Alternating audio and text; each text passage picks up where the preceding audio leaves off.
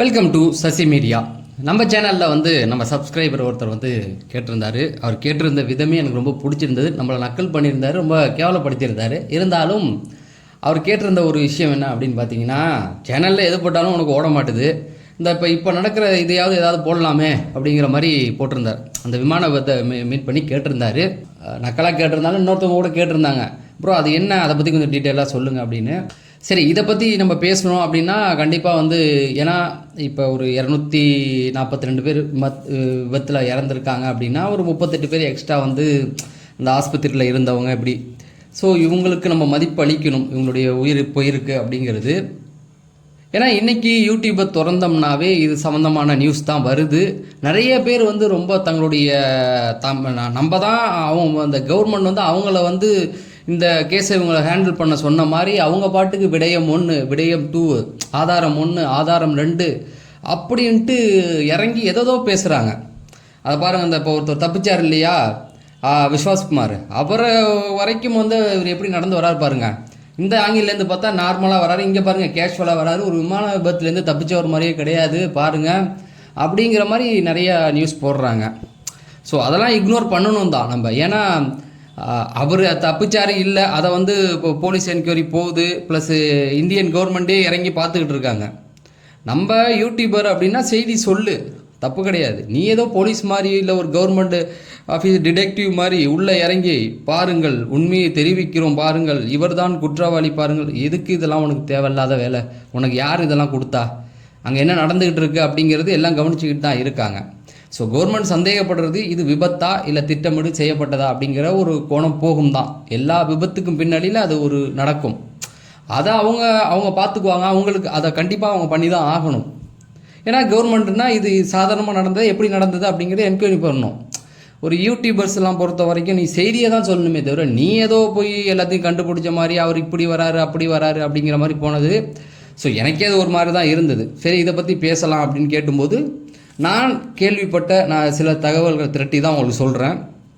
So இதில் ரொம்ப பெரிய விஷயங்கள், யாரையும் பயம்படுத்துகிற அளவுக்கோ இல்லை நானாக என்னுடைய சொந்த கற்பனையை யூஸ் பண்ணியோ எதுவுமே இதில் நான் பேச போகிறது கிடையாது. நான் கேள்விப்பட்ட ஒரு நம்பத்தகுந்த செய்திகளை மட்டுமே சொல்கிறேன். அவங்க கேட்டாங்க 2 பேர், சரி அவங்களுக்காக இதை சொல்லுவோம், ஏன் சும்மா தானே இருக்க இதையாவது பண்ண அப்படின்னு கேட்டதுக்காகவே இதை சொல்லுவோம் அப்படிங்கிறது தான். முதல்ல 12ஆம் தேதி இந்த விபத்து நடந்தது, எல்லாருக்குமே தெரிஞ்சது. ஸோ இந்த விபத்து நடந்தது நமக்கு எப்படி தெரியுது அப்படின்னு பார்த்தீங்கன்னா, முதல்ல ஆரியன் அப்படிங்கிற ஒரு பையன், அவன் தான் இந்த வீடியோ எடுத்து ரிலீஸ் பண்ணுறான். அது ஒரு டீனேஜ் வயசு பையன். அவங்க அப்பா அவங்க அகமதாபாத் கிடையாது, அவங்க அப்பா அங்கே வேலை பார்க்குறாரு. அந்த ஆரியன்ற பையனும் அவனுடைய சிஸ்டரும் என்ன பண்ணுறாங்க, அவங்க அப்பாவை பார்க்குறதுக்காக வராங்க. 1 hour ஆகுது. அப்போ அவங்க அப்பா என்ன சொல்கிறாரு, மேலெல்லாம் போனீங்கன்னா ஃப்ளைட் இறங்குறதெல்லாம் தெரியும்டா அப்படிங்கிற மாதிரி சொல்கிறாரு. அதை கேட்டுட்டு அவன் போகிறான். ஒரு ஃப்ளைட் ரொம்ப கிட்டக்க போகுது. உடனே அவங்க அப்பா செல்லில் அதை வீடியோ எடுக்கிறான். நல்லா யோசிச்சிங்கன்னா அந்த ஆரியன்ற பையனுக்கு அது விபத்துக்கு உள்ளாக போகுது அப்படிங்கிறது தெரியாது. அது மேலே போயிட்டுருக்கு, கிட்டக்க போயிட்டுருக்கு அப்படின்னு எடுக்கிறான். ஒரு கட்டத்தில் அது போய் பட்டார்னு ஒரு இடத்துல மோதி புகை வந்தனும் பயந்து போய் கீழே போய் அவங்க அப்பாட்ட சொல்கிறான். ஸோ அந்த பையன் கொடுத்த வீடியோ தான் இன்றைக்கி தமிழ்நாடுல உலகம் ஃபுல்லாக வைரலாக இருக்குது. அந்த பையனுடைய வீடியோ மட்டும்தான் இந்த விமானத்தை ஃபோட்டோ எடுத்திருக்கு. மற்றது எல்லாம் பார்த்திங்கன்னா அது டேக் ஆஃப் ஆகுதில்ல, அப்போ எடுத்தது தான். இப்போ இந்த பையன் எடுத்து கொடுத்த வீடியோ வச்சு தான் எல்லாம் பேசுகிறாங்க. அதில் ஒரே ஒரு விஷயம் மட்டும் நம்ம அதை கடைசியில் பேசலாம். ஸோ அந்த பையனுக்கு அந்த பையனையும் என்கொயரிக்கு அழைச்சிட்டு போயிருக்காங்க. நல்லா யோசிச்சிங்க, நீ யார், எதுக்கு அங்கே போன அப்படின்னு கேட்கும்போது நான் 1 hour ஆகி இந்த விபத்து நடந்ததுங்கிறத அவன் சொல்கிறான். என்னத்துக்கு இந்த மாதிரியான விபத்து நீ எடுத்த அப்படின்னு கேட்கும்பொழுது, இல்லை ஃப்ளைட்டு கொஞ்சம் கிட்டக்க போச்சு அதான் எடுத்தேன், எங்கள் அப்பா செல்லில் எடுத்தேன், உனக்கு இதை பற்றி முன்னாடியே தெரியுமா, இது நீ ஏன் அதை எடுக்கணும் அப்படிங்கிற மாதிரி நிறைய கேள்விகள் சந்தேகத்துக்கு உட்பட்டு அவன் எல்லாத்துக்கும் தெளிவாக பதில் சொல்லியிருக்கான். அதாவது ஒரு வீடியோ எடுத்த பையனையே கூப்பிட்டு போய் அவ்வளோ கேள்விகள் கேட்டிருக்காங்க. ஏன்னா அந்த பையன்கிட்ட மட்டும்தான் அந்த ஒரு வீடியோ இருக்குது, அவன் கொடுத்தது மட்டும்தான் இப்போ வந்துக்கிட்டு இருக்கு, வேறு எங்கேயும் யாருமே எடுக்கலை. ஸோ இனிமேல் வரத்துக்கு வாய்ப்பு இருக்குது.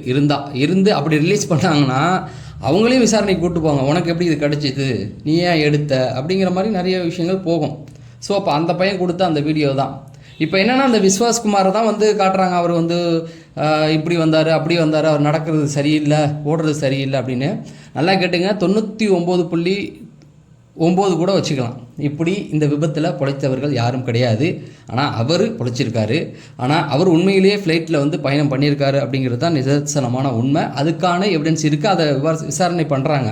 ஆனால் அந்த பக்கம் வடக்கில் சில அரசியல்வாதிகள் இதில் கேள்வியாக கேட்டாங்க, அவர் நடக்கிறது சரியில்லை, எப்படி கேஷுவலாக நடக்கிறாரு, அவர் எப்படி நடக்கிறாரு ஃபஸ்ட்டு அப்படிங்கிற மாதிரி. ஆனால் அவர் டீம் என்கொயரி போயிருக்கு.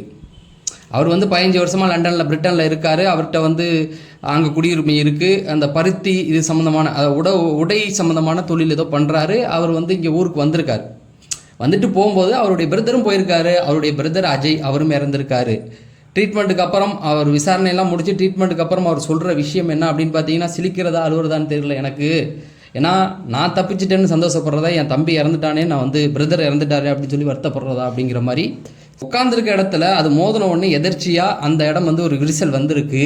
அதுலேருந்து அவர் குதிக்கிறாரு. குதித்தது மண் தரையாக இருக்குது. மேபி பார்த்தீங்க அப்படின்னா வேறு ஏதாவது தலையாக இருந்தால் அவரும் அடிபட்டிருப்பார். உண்மை சொல்லணும்னா அவர் அங்கே தப்பிக்கணும்னு இருந்திருக்கு, அவ்வளோதான். ஸோ அதுக்கான என்கொயரியும் வந்து அரசு தரப்பில் நடத்திக்கிட்டு தான் இருக்காங்க. ஆனால் இங்கே உள்ள சில யூடியூபர்ஸ் வந்து தப்பான முறையில், நீ உனக்கு என்ன தெரியும், நீ அகமதாபாத் போனியா, அந்த வீடியோவை நீ எடுத்தியா, இல்லை இவன் கொடுக்குற வீடியோ அவனை எடுத்து போட்டுக்கிட்டு இருக்கானுங்க. யார்? அகமதாபாத்தில் விபத்து நடக்கும் பொழுது நடந்த விஷயங்களை ஒவ்வொருத்தவனா வீடியோ எடுத்தவன் போட்டுக்கிட்டு இருக்கான். இங்கே உள்ளவனுங்க ஏதோ அந்த நேரத்தில் போய் அங்கே வீடியோ எடுத்த மாதிரியே பேசுகிறானுங்க. அது தேவையில்லாதது.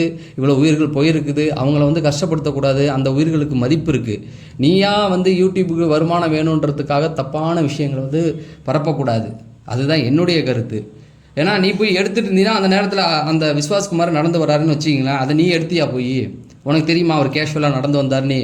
அவன் அந்தந்த நேரத்தில் லாங் ஷாட்டில் எடுத்து போடுறான். வீடியோவிலேயே இப்போ நிறைய விஷயம் ஃபேக்காக பண்ணுறாங்க. இவனுங்க வந்து அதை பார்த்துட்டு ஏதோ சொல்கிறாங்க. சரி, அவருக்கான என்கொயரி நடந்துக்கிட்டு இருக்குது. இத்தனைக்கும் வந்து போலீஸ் தரப்புலேயே வந்து அரசு தரப்புலேயே வந்து வீடியோ எடுத்து போட்டு விட்ட பையன், ஒரு சின்ன பையன், 15 வயசு தான் ஆகுது அந்த பையன் ஆரியன். அந்த பையனையே கூப்பிட்டு போய் விசாரணையில் உட்கார வச்சு கேள்விகள் கேட்டிருக்காங்க.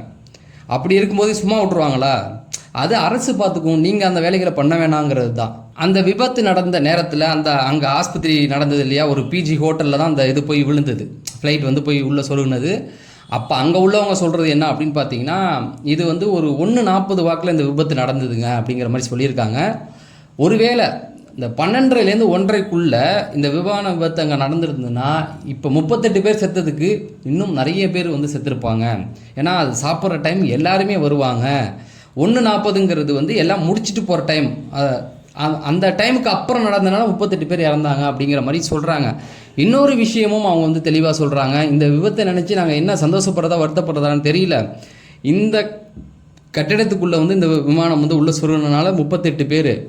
கொஞ்சம் அடி பக்கத்தில் தள்ளி விழுந்தால் ஒரு பெரிய ஹாஸ்பிட்டல் இருக்குது, லட்சக்கணக்கான பேர் அங்கே இருக்காங்க. உள்ள டாக்டர்ஸ், ட்ரீட்மெண்ட் எடுக்கிறவங்க, நர்ஸு, இப்படி நிறைய பேர் இருக்காங்க. அதாவது குஜராத்லேயே அது கொஞ்சம் பெரிய ஹாஸ்பிட்டல்னு சொல்கிறாங்க.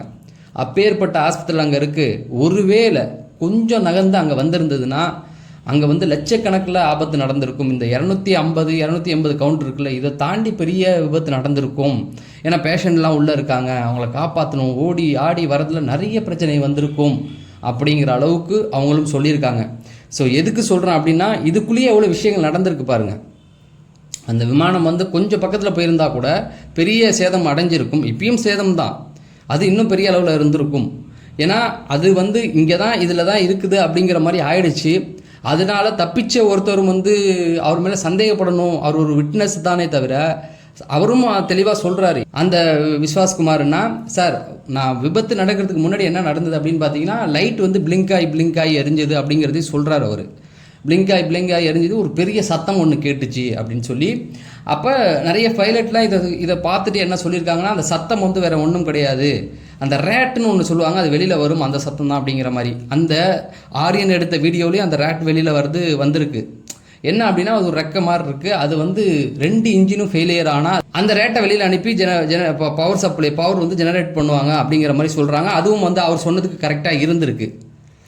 அதே சமயத்தில் அவ்வளோ பண்ணியும் வந்து ஒன்றும் பண்ண முடியல அப்படிங்கிறது தான். ரெண்டாவது வந்து ஏதாவது ஒரு இன்ஜின் வந்து ஃபெயிலியர் ஆகாமல் இருந்திருந்தா கூட அதை வந்து வேற ஒரு விமான நிலையத்து வரைக்கும் அதை கொண்டு போயிருக்கலாம். பக்கத்துலேயே வந்து ஏதாவது ஒரு விமான நிலையம் இருந்தால் கொண்டு போயிருக்கலாம்.